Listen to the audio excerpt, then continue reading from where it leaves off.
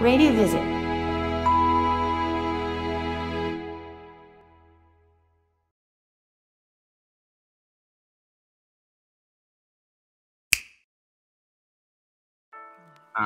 bagaimana radionya gitu ya? Radio di Aceh dan juga Radio Tri FM misalnya, Mbak ya. Nah, Radio Tri FM itu berada di posisi kota Banda Aceh dari 23 kabupaten yang ada, dan di Banda Aceh saja, Mbak, itu ada 18 radio. Banda Aceh ada 18 radio gitu. 18 radio itu termasuk RRI di situ, kemudian ada yang berizin semua ya Pak ya? Iya, ini yang berizin. Data yang saya ambil data dari KPI ini, Mbak. Ada RRI saja ada 4 frekuensi di situ. Ya. Dan radio komunitas ada 2, jadi relatif yang swasta itu ada sekitar 14 lah, Mbak. Jadi dari 14 yang ada itu hampir 40% itu programnya adalah program radio dakwah. Nah, itu di program radio dakwah mereka jalankan untuk itu. Jadi inilah dia bagaimana kondisi radio yang ada di Aceh. Jadi paling banyak itu di kota Banda Aceh. Nah, sebenarnya kalau kita lihat lebih gitu, kalau diambil lagi karena linknya Banda Aceh dan Aceh Besar itu sama, sebenarnya satu paket, jadi jumlahnya 18 tambah 8, ada 26 radio, Mbak, di Aceh Besar Banda Aceh itu gitu.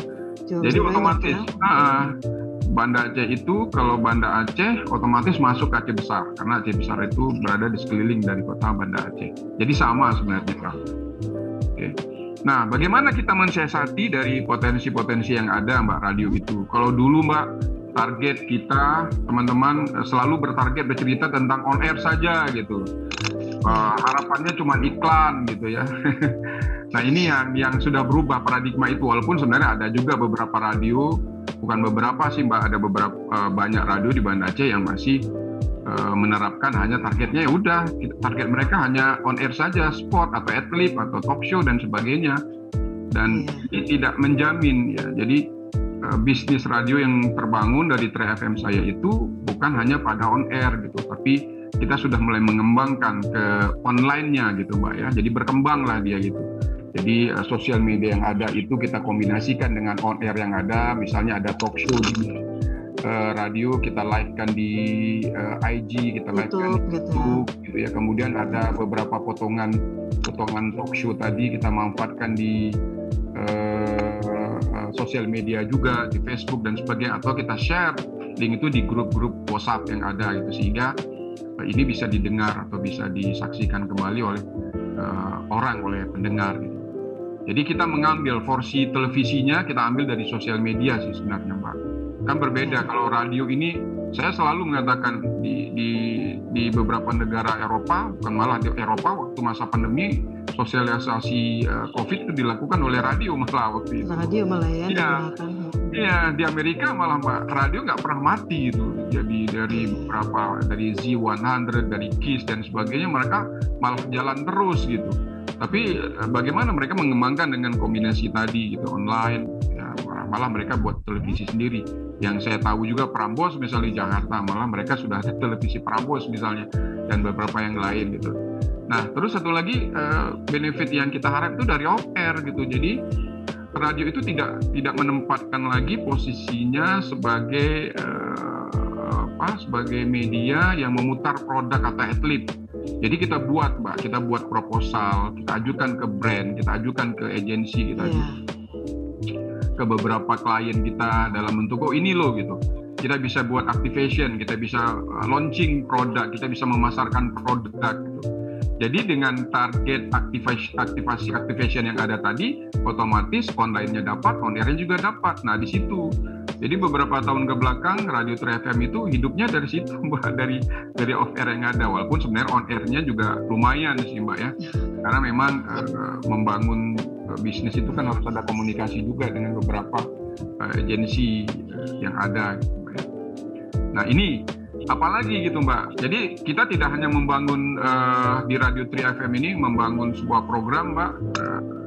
Kita juga melakukan investasi juga loh, Mbak, gitu. Jadi investasi saya misalnya kemana misalnya ini karena komunitas kan saya sampaikan di depan tadi, ini mahasiswa banyak di Aceh, di Aceh ini. Jadi kita buatlah acara I Love Campus misalnya, Mbak.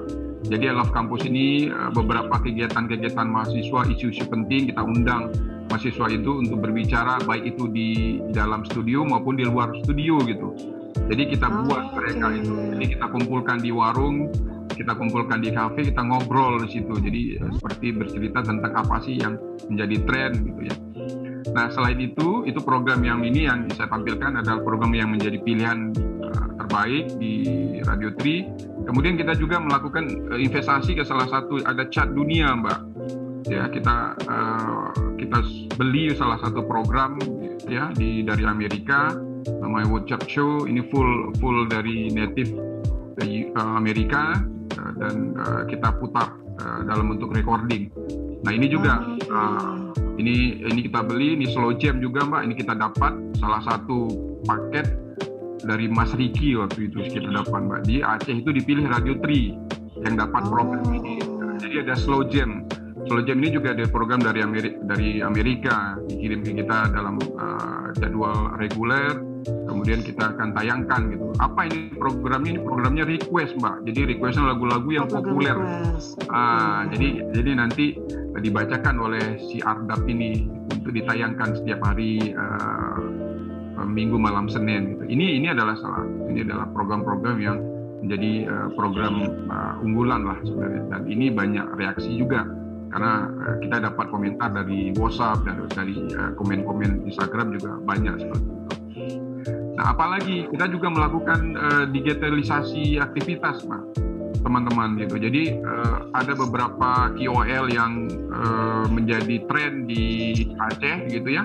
Misalnya Hadi Ramid, ini adalah kreatif gitu ya, kreatif konten kreator gitu ya. Kita pernah ajak mereka ini dalam sebuah event kemarin itu Tri Go to School kita buat.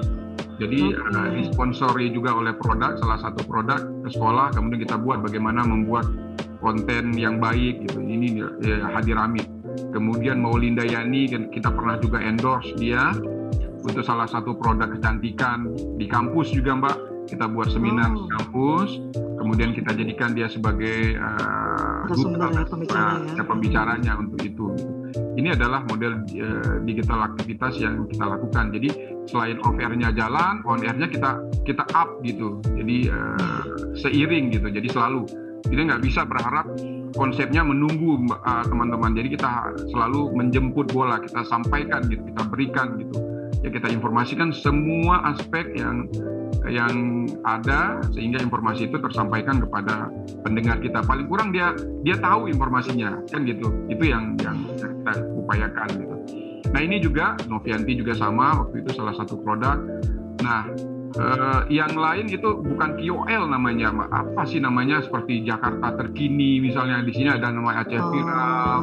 Nah, ini yang kumpul-kumpul berita, dan kita sering memanfaatkan mereka ini untuk menjadikan mitra gitu. Jadi kita naikkan logo mereka, dan mereka kita bisa dapat free endorse dari mereka untuk bisa memasang informasi penting di Instagram terkenal itu. Salah satunya adalah Aceh Viral misalnya, itu dia.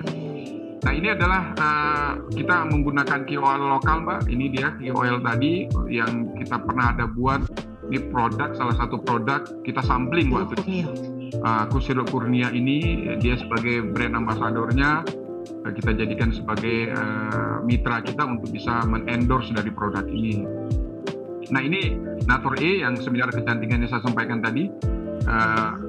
Ini siapa namanya, lupa saya, ini artis, dan ini dia tidak datang, hanya ini, Mbak, yang jadi ini pembicara utama. Jadi mereka dijadikan sebagai duta terhadap produk kecantikan tersebut. Nah, apalagi yang kita lakukan di aktivitas digital, Mbak, ya kita sering melakukan kuis gitu. Kuis misalnya nanti ada champion, siapa juara nih antara kesebelasan ini dengan ini gitu. Nanti kita berikan tawaran. Tapi syaratnya mereka setiap menjawab itu wajib nge-mention temannya paling kurang 5 orang, Mbak. Nah, jadi ada pesan berantai yang terjadi gitu. Jadi pesan jadi kan kaget ya, ini di mention temannya apa sih? Mereka buka untuk itu. Gitu. Nah, selain kita menggunakan pihak ketiga atau namanya KOL, Mbak, kita juga bisa melakukan promosi sendiri loh. Sekarang Instagram itu kan bisa lakukan promosi sendiri. Nah, ini adalah salah satu program kita yang sudah pernah kita promosi by Instagram Direct gitu. Jadi kita tidak gunakan KOL, kita push langsung digunakan dengan kita. Kenapa? Karena ini bisa, kalau yang di Instagram itu kita nggak bisa milih, Mbak. Kalau di KOL atau di Aceh Viral tadi kan kita bisa milih umurnya berapa, lokasinya di mana, kan umum karena yang jadi follower itu kan banyak gitu. Jadi kalau di Instagram ini kita bisa pilih lokasinya di mana, usianya berapa, kemudian jenis kelaminnya apa. Nah ini adalah model-model games yang kita manfaatkan di sistem digital kita gitu, di digital sosial media gitu. Setiap game yang kita buat dia wajib mention temannya paling kurang 5 orang. Jadi pesan itu tersebar. Nah selama sebelum pandemi, Mbak, jadi alhamdulillah ini adalah yang tadi produk Kurnia tadi, Mbak, yang kita gunakan. Kita diberikan kepercayaan oleh pemerintah Kota Banda Aceh untuk mengelola CFD, Mbak. Jadi selama 5 tahun itu ya karena ada kedekatan emosional lah dengan wali kota, jadi kita diberikan kepercayaan ya untuk mengelola program namanya CFD gitu. Jadi program CFD ini adalah swadana, Mbak. Jadi nggak ada dibinai oleh dana pemerintah. Kita disiapkan, ini ada tempat, coba kamu kelola gitu. Okay. Nah, jadi kalaupun ada dikeluarkan oleh pemerintah daerah itu hanya sedikit kecil, hanya bagian untuk informasi-informasi penting. Jadi pihak-pihak yang ingin melaunching produk misalnya bisa memanfaatkan CFD ini saat sebelum pandemi gitu ya. Jadi ini adalah kita bisa lihat bagaimana ramainya CFD yang bisa kita jadikan sebagai target. Nah setelah pandemi ini masih off sekarang CFD-nya, ini yang jadi masalah. Dan 3FM lahan atau sarana yang paling sering dijadikan sebagai target untuk memasarkan produk ya di CFD, Mbak. Jadi semua produk, semua klien itu boleh hubungi kita waktu itu untuk bisa melakukan kegiatan di CFD ini. Oke. Kemudian apa lagi kegiatan yang lain gitu? Ini ada beberapa kegiatan yang bisa kita lakukan, misalnya senam sehat, ya ada Supertin, ada Natur E yang menjadi program sebelum pandemi kita bisa berjalan. Banyak sekali program-program yang lain, Pak, untuk bisa dimanfaatkan.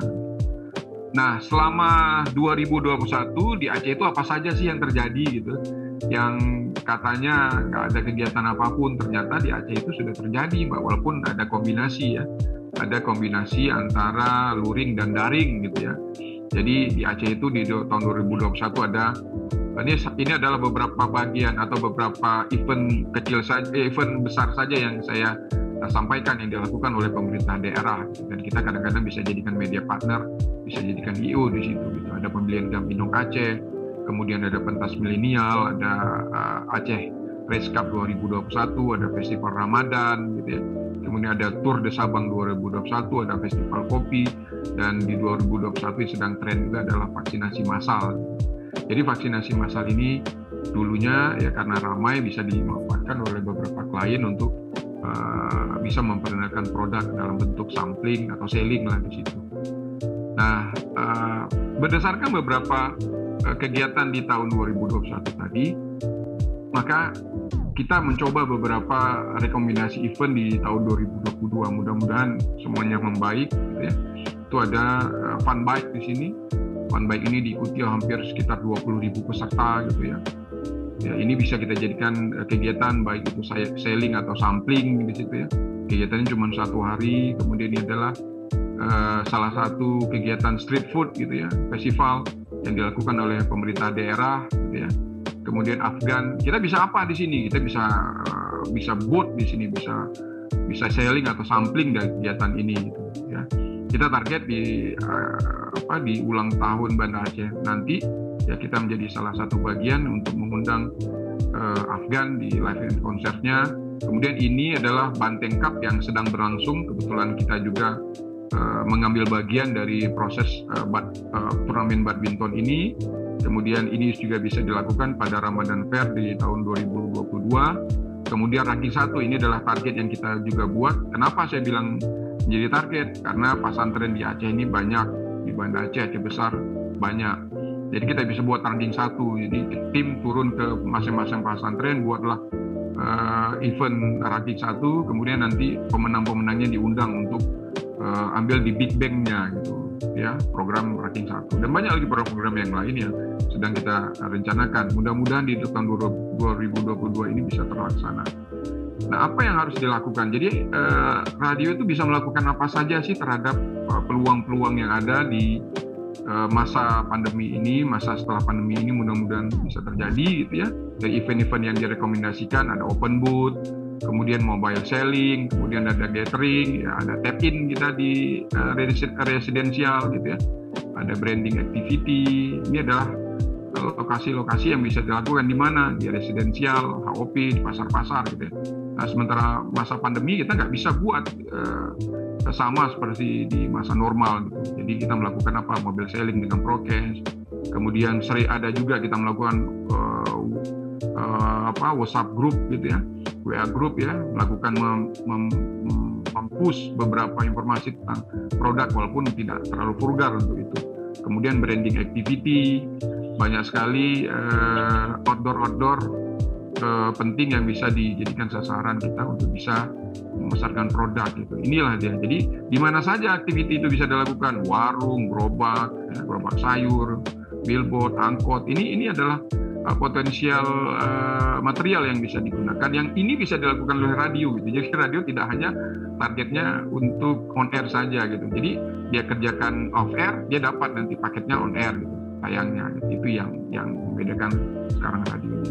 Nah, kemudian apa yang bisa ditargetkan? Ini adalah salah satu zikir akbar di Kota Banda Aceh yang jumlahnya juga puluhan, ya, hampir 10.000 peserta untuk sekali zikir akbar ya, untuk maulid waktu kegiatannya. Kita bisa open booth di situ, kita bisa branding area, bisa selling dan sampling, kemudian bisa campaign digital untuk event tadi. Ini yang bisa dilakukan. Nah, jadi apa yang dilakukan radio? Yang dilakukan radio adalah tadi itu yang saya bilang tadi, kombinasi 3.0 ini gitu, on air, online, off air, dan ini tidak bisa dipisahkan. Dan Radio Tri tidak melakukan lagi konsep hanya on air gitu. Cuannya nggak dapat, kecil nih cuannya di sini gitu. Jadi harus selalu mengkombinasikan dari ini. Dengan cara apa?